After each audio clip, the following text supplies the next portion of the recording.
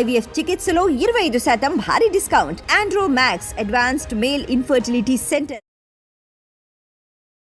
Hi hello నమస్తే welcome to our channel. నేను మీ Shri Anusha. So ఈ రోజుల్లో మోకాళ్ళ నొప్పులు అనే సమస్య చాలా కామన్ అయిపోయింది. దీనికి రీజన్స్ ఏంటి, ఎలాంటి ట్రీట్మెంట్స్ అందుబాటులో ఉన్నాయి, ఇలాంటి విషయాలు మనకి వివరించడానికి ప్రెజెంట్ మనతో పాటు ఉన్నారు ప్రముఖ consultant arthroscopy and sports medicine surgeon doctor Pratap Parvathaneni గారు ఉన్నారు ఫ్రమ్ కిమ్స్ హాస్పిటల్స్ కొండాపూర్ నుంచి. మరి సార్తో మాట్లాడి కంప్లీట్ డీటెయిల్స్ తెలుసుకుందాం. నమస్తే అండి, ఎలా ఉన్నారు సార్? ఎందుకు సార్ ఈ ఆస్టియో ఆర్థరైటిస్ అంటే చాలా సహజం అయిపోయింది, దీనికి కారణాలు ఏంటి, ట్రీట్మెంట్స్ ఎలా ఉన్నాయి మన దగ్గర? ఆస్టియో ఆర్థరైటిస్ అంటే ఫస్ట్ కామన్‌గా జనాలకి మామూలుగా అర్థం అవ్వటం ఏంటంటే, జనరల్‌గా ఆర్థరైటిస్ అనేది ప్రతిదీ అంటే ఇన్‌ఫ్లమేషన్ అని అర్థం. కానీ ఆస్టియో ఆర్థరైటిస్ అనే ఒక పదం మాత్రం కొంచెం డిఫరెంట్ మీనింగ్ వస్తుంది. ఈ ఆస్టియో ఆర్థరైటిస్ అంటే మాత్రం అరుగుదల అని అర్థం అన్నమాట. ఓకే. సో జాయింట్ అనేది అరిగిపోవటం. అరుగుదల అంటే మోకాళ్ళలో ఉండే గుజ్జు కానీ ఎక్కడైనా ఏ జాయింట్లో అయినా గుజ్జు ఉంటుంది, అర్థమేమో. కార్టిలేజ్ అంటారు. ఆ కార్టిలేజ్ ఎప్పుడైతే వీన్ ఆఫ్ అయిపోతుందో అప్పుడు జాయింట్ అరిగిపోయింది అన్నారు. ఆ కండిషన్ మనం అసలు ఫస్ట్ ఆస్టియో ఆర్థరైటిస్ అంటాం. ఓకే. సో ఇది ఈ రోజుల్లో కామన్‌గా అవుతుంది అనడానికి 2 రీజన్స్ ఉన్నాయండి. ఒకటి, అరుగుదల అనేది న్యాచురల్ ప్రాసెస్, అది అందరికీ అవుతుంది. నవేడేస్ కామన్ ఎందుకంటే 2 థింగ్స్. ఒకటి, పీపుల్లో అవేర్నెస్ పెరిగిపోవటం, అవైలబిలిటీ, డయాగ్నోసిస్ ఎర్లీగా చేసుకునే ఛాన్సెస్. రెండోది ఏంటంటే lifestyle. That is the most common thing. Now people కొంచెం వాకింగ్ తగ్గిపోయింది, సెల్ఫ్ వాకింగ్ తగ్గిపోయింది, పీపుల్లో body metabolic systems, weight imbalance ఎక్కువైపోతున్నాయి, యాక్టివిటీస్ తగ్గిపోయినాయి, డైట్ స్కెడ్యూల్స్ అంతా మారిపోయినాయి. అందరూ జనరల్గా ఓవర్ అవేర్నెస్తో కూడా ఎక్కువ ఆస్టియో ఆర్థరైటిస్ తెచ్చుకుంటున్నారు. వెయిట్ పెరిగిపోతున్నాము, అది పెరిగిపోతుంది. అండ్ ఇది వరకు లాగా ఇప్పుడు ఇంకా పీపుల్కి డయాబెటీస్ అని హైపర్ చాలా ఎర్లీగానే స్టార్ట్ అవుతున్నాయి. So overweight, there are like multiple reasons అండి. మోస్ట్ కామన్ రీజన్స్ మా దృష్టిలో వచ్చేది ఆస్టియో ఆర్థరైటిస్ ఏజ్ కన్నా కొంచెం ఎర్లీగా అంటే ఫస్ట్ థింగ్ ఓవర్ వెయిట్ ఉండటం, diet, and number 3 lack of physical activities. ఈ 3 థింగ్స్ అనేది మోస్ట్ ఇంపార్టెంట్ పార్ట్స్ ప్లే చేస్తాయి. మనకు లైఫ్ స్టైల్ ఎంత బిజీగా ఉన్నా సరే, when we concentrate on these things we can avoid these conditions coming early. Okay. So general గా ఏంటంటే మోకాళ్ళలో ఉండే కార్టిలేజ్ అరిగిపోతే మళ్ళీ రీజనరేట్ అవ్వడం చాలా కష్టం అని చెప్తూ ఉంటారు. అవునండి. ఎందుకంటే దానికి బ్లడ్ సప్లై అనేది ఉండదు కాబట్టి. బట్ మరి కొంతమంది అంటూ ఉంటారు రీజనరేషన్ చేసుకోవచ్చు, కొన్ని ఇంజెక్షన్స్ ద్వారా మెడిసిన్స్ ఉంటాయి అంటారు. హౌ ఇట్ ఇస్ పాసిబుల్ అండి? ఇవన్నీ మిత్స్ అండి. First of all, to be very frank, there is no regeneration of cartilage.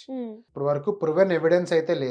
అంటే ఒక 2 ఇయర్స్ బ్యాక్ ఎక్స్రే తీసి కార్టిలేజ్ లేదు, మళ్ళీ 2 ఇయర్స్ తర్వాత తీసేస్తే మొత్తం అరిగిపోయిన దానికి కార్టిలేజ్. బట్ దీంట్లో ఇంకొక సినారియో ఉంది. కార్టిలేజ్ డిఫెక్ట్స్ అనేది ఫామ్ అవుతాయి. This is something advanced. అన్నిటికీ కన్ఫ్యూజ్ అవ్వకూడదు. ఒకటి ఆస్టియో ఆర్థరైటిస్, రెండోది ఏంటంటే కార్టిలేజ్ డిఫెక్ట్స్. అంటే ఇప్పుడు మన స్పోర్ట్స్ ఆడేటప్పుడు కానీ ఎప్పుడన్నా ఆడుతున్నప్పుడు పడిపోయినప్పుడు ఒక స్పెసిఫిక్గా ఇంజరీ వల్ల డైరెక్ట్గా కార్టిలేజ్ డ్యామేజ్ అనేది గ్రేడ్ 1 నుంచి గ్రేడ్ 4 వెళ్లకుండా కంప్లీట్ గ్రేడ్ 4 డ్యామేజ్ ఉంటుంది.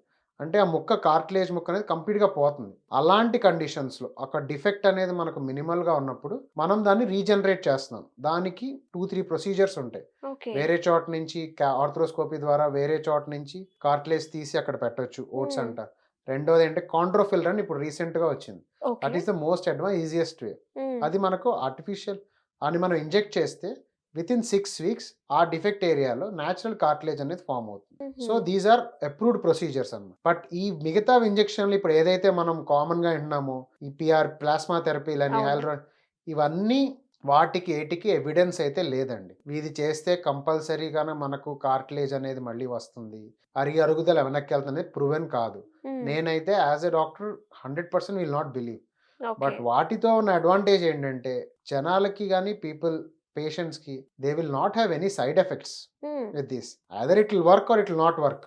అది అందరికీ వర్క్ అవుతుందని చెప్పలేము. అసలు పలానా పేషెంట్ లో వర్క్ అవుతుందని మనం గ్యారంటీ ఇవ్వలేము. అండ్ ఫస్ట్ ఆఫ్ ఆల్, ఈ ఇంజెక్షన్స్ అన్ని ఏదైనా స్టార్టింగ్ స్టేజ్ లో ఉంటే కొంచెం వాటి ఎఫెక్ట్ ఉంటాయి. మెయిన్ గా ఇవి ఏంటంటే మెత్తబడిపోయిన కార్టిలేజ్ ని ఎక్కువ వెయిన్ ఆఫ్ అయిపోకుండా కొంచెం స్లోగా ఇట్ విల్ స్టార్ట్ డీజనరేషన్. దానివల్ల దీని యూజ్ ఉంటుంది. కానీ already which is completely gone అనే దాంట్లో మనం గనక ఇంజెక్షన్ చేస్తే it's pure money waste, time waste, and like we're doing a mistreatment. మరి చాలా మంది బయట మార్కెట్ లో పెయిన్ మేనేజ్మెంట్ సెంటర్స్ అని కార్టిలేజ్ రీజనరేషన్, పిఆర్పి చేస్తున్నాము, ఈవెన్ 3rd స్టేజ్ అయినా సరే మా దగ్గరకు వస్తూ ఉంటారని చెప్తారు. మరి మీరేమంటారు?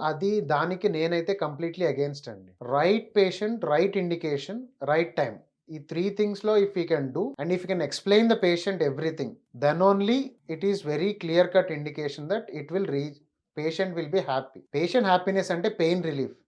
It is not with anything, దాన్ని ఏమంటారు, మన కాట్లే వచ్చేసి పెయిన్ రిలీఫ్ కాదు. ఇప్పుడు ప్లాస్మా థెరపీ అనుకో, అందులో గ్రోత్ ఫ్యాక్టర్స్ ఉంటాయి. సో అది ఏం చేస్తుంది, లోపల ఉన్న ఇన్ఫ్లమేషన్ కానీ ఏమైనా తగ్గిస్తుంది. ఆబ్వియస్గా అది తగ్గినప్పుడు పేషెంట్కి పెయిన్ రిలీఫ్ వస్తుంది.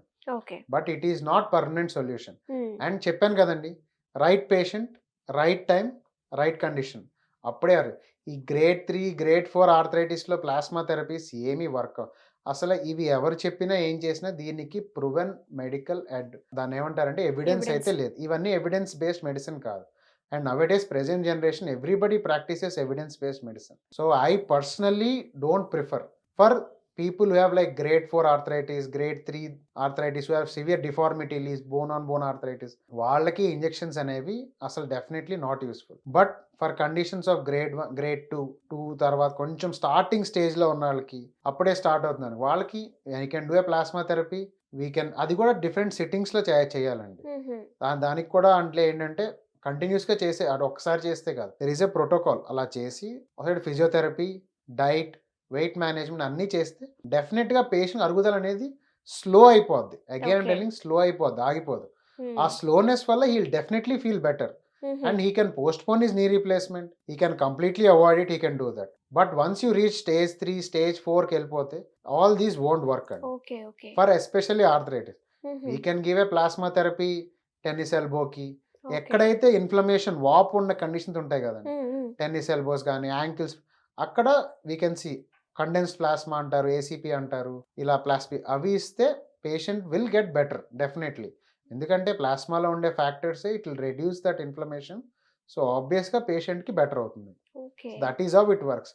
బట్ ఇవి whatever marketing done outside, I don't want to involve in all that. But I'm evidence based medicine అయితే కాదండి డెఫినెట్లీ. ఓకే. ఆల్రెడీ ఈ ఆస్టియో ఆర్థరైటిస్తో బాధపడుతున్న వాళ్ళు ఎక్సర్సైజెస్ కూడా చేయడం ఇంపార్టెంటే కదండి. So compulsory. చాలా మంది ఏంటంటే మాకు నొప్పులు ఉన్నాయని చెప్పేసి they won't do exercise. So ప్రాపర్గా మనం సింపుల్ ఎక్సర్సైజ్ ఎలాంటివి చేసుకోవచ్చు? సింపుల్ ఎక్సర్సైజ్ అండి, నీ ఫిజియోథెరపీ అని బేసిక్ ఎక్సర్సైజ్ ఉంటాయండి. దానికి ఒక్కసారి మనము ఫస్ట్ ఆఫ్ ఆల్ ఆర్థరైటిస్ ఉంటే ఎక్సర్సైజ్లు చేయకూడదు, వాకింగ్ చేసుకోవడం అనేది మాత్రం completely wrong. Only thing will ask them to avoid is stair climbing. మెట్లు ఎక్కొద్దు, దిగొద్దు, కింద కూర్చుని కాళ్ళు అంటే బాస్పెట్లు వేసుకుని కూర్చుంటాం. ఈ 2 థింగ్స్ మాత్రం కంప్లీట్ గా అవాయిడ్ చేయమని చెప్తాం. Indian toilets I don't think anybody is using now much. So ఇవైతే కంప్లీట్ వాకింగ్, ఫిజియోథెరపీ కంపల్సరీ చేసుకోండి. వన్స్ మన మజిల్ స్ట్రెంత్ లేనప్పుడు ఆ స్ట్రెస్ అంతా బోన్ మీదే పడుతుంది. సో వాళ్ళకి ఏమో అరిగిపోయినవి ఇంకా ఎక్కువ అరిగిపోతాయి, వాళ్ళ డౌన్ఫాల్ ఇంకా ఫాస్ట్గా ఉంటుంది. సో నీ పెయిన్స్ వస్తున్నాయి ఇవన్నీ ఎట్లా అని చెప్పి నడవకూడదు, అలాంటివి ఏమి చేయడానికి ఉండదు. నీ ఫిజియోథెరపీలో బేసిక్ ఎక్సర్సైజ్ ఉంటాయండి. You can meet the physical therapist. ఒక్కసారి కలిసి నేర్చుకుని మీరే పొద్దున ఒక 10 నిమిషాలు, సాయంత్రం ఒక 10 నిమిషాలు, మధ్యాహ్నాలు రోజుకో 3 సార్లు ఇంట్లో చేసుకున్నా చాలండి. దాంతోపాటు అడిక్వేట్ డైట్ తీసుకుంటే definitely you will start feeling better. That is a thing. Very nice అండి. Thank you so much doctor గారు. Thank you. Thank you.